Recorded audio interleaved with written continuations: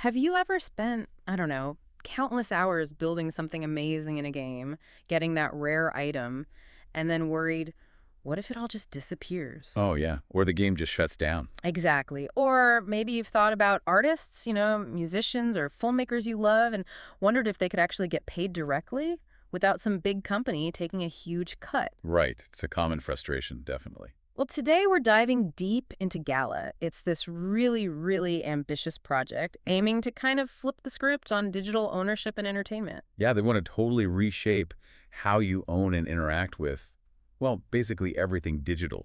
Your game stuff, music, even films. It sounds huge, and I think a lot of us feel that pain point, not really owning the digital things we spend time and money on. It sounds like Gala's trying something genuinely different. Absolutely.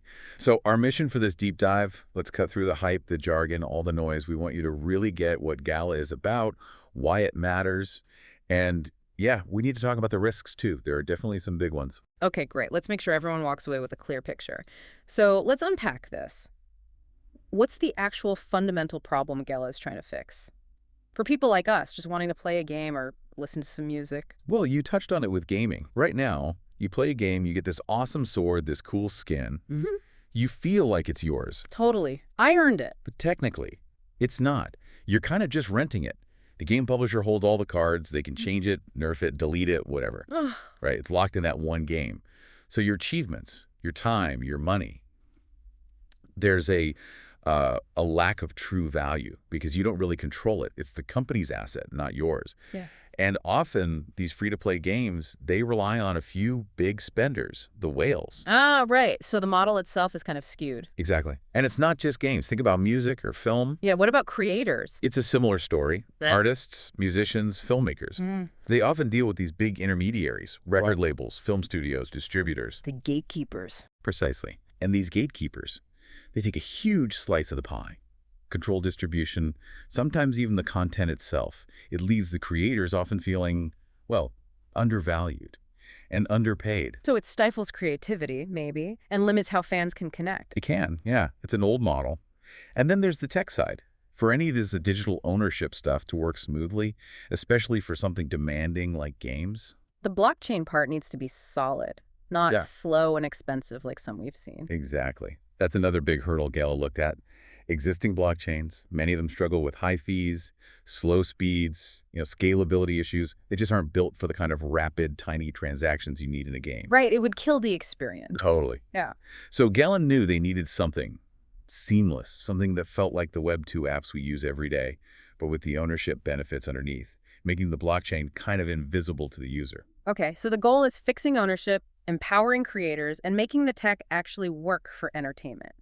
How do they actually plan to do all that? Can you give us a simple analogy? Sure. So Gala's core mission, fundamentally, is to give you verifiable, authentic ownership of your digital stuff, using NFTs, mostly. And for creators, it's about letting them skip those middlemen. Right. Think of it like this. Imagine you own a beautiful painting. It hangs in your house. Now, in the old digital world, it's like the art gallery still really owned that painting. They could come take it back or, I don't know, paint a mustache on it if they wanted. Okay. Gala wants to give you the actual deed to your digital items, like a house deed, proof that it's yours, unchangeably yours. Okay, that makes sense. A digital deed. Yeah. And for artists, it's like they can sell their music directly to you at a concert, no record label standing there taking 80% of the money. Wow. Okay, so direct connection, real ownership. They're basically aiming for a whole decentralized entertainment empire then. Games, music, film. That's the vision. Ambitious, right? Incredibly. So how do they make it happen? What's the tech behind it? The secret sauce. Okay, yeah, the secret sauce.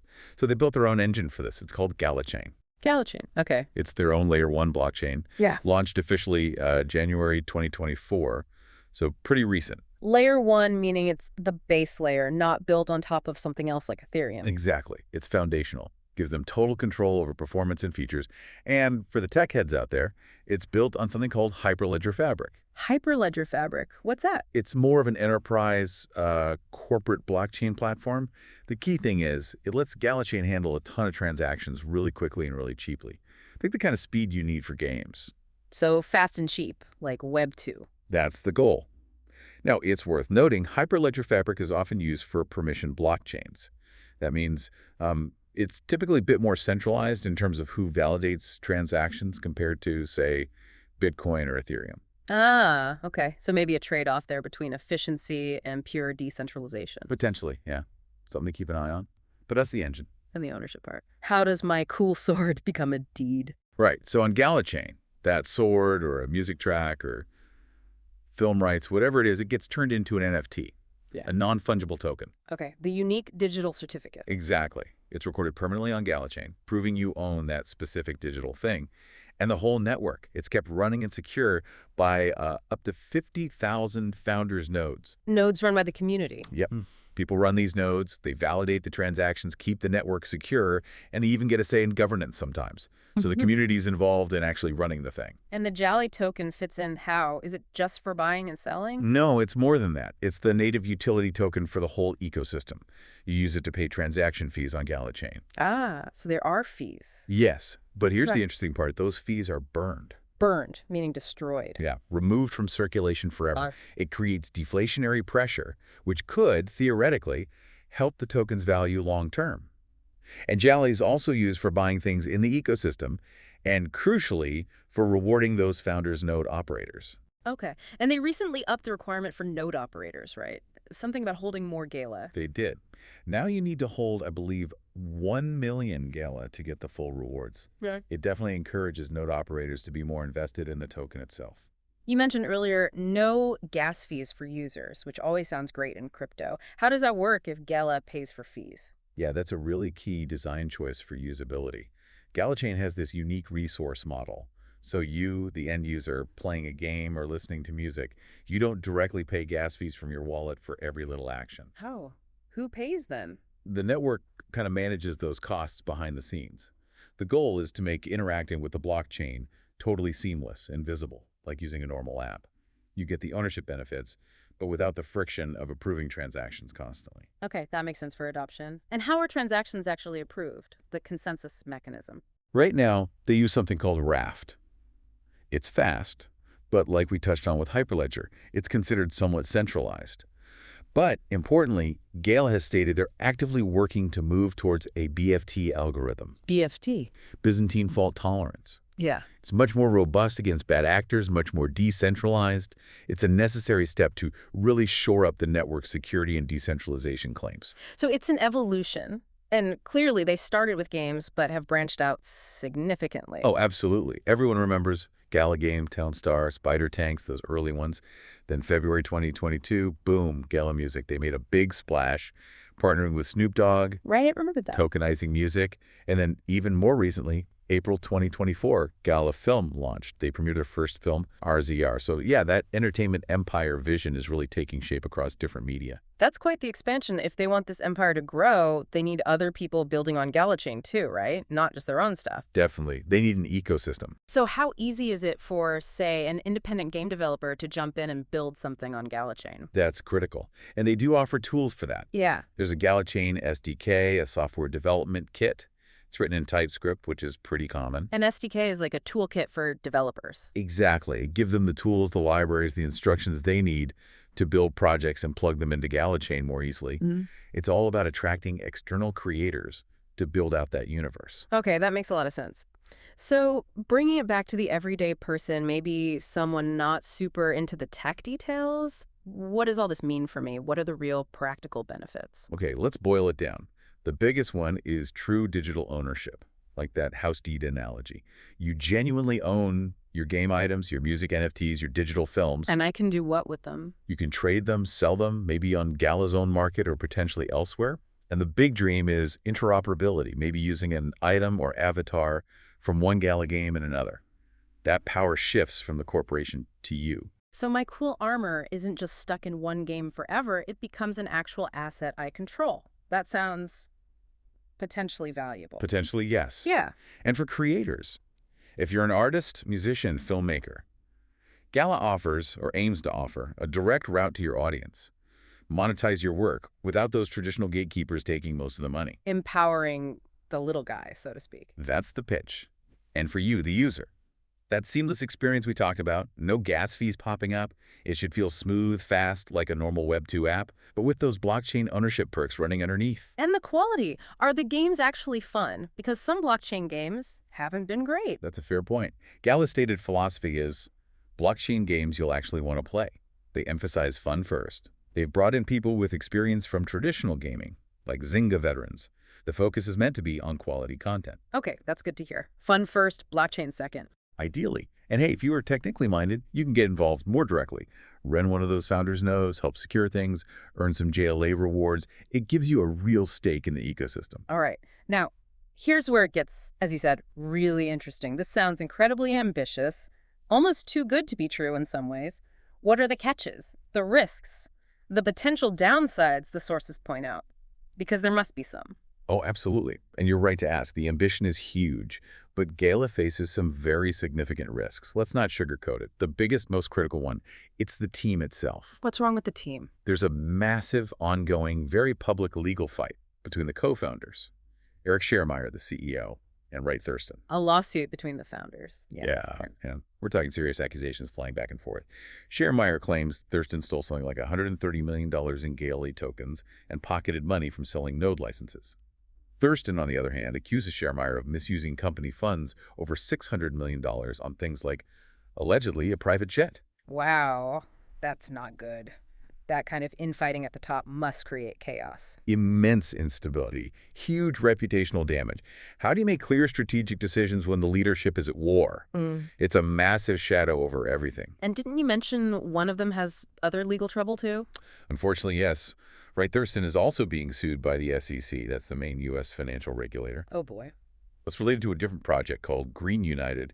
The SEC alleges he sold unregistered securities.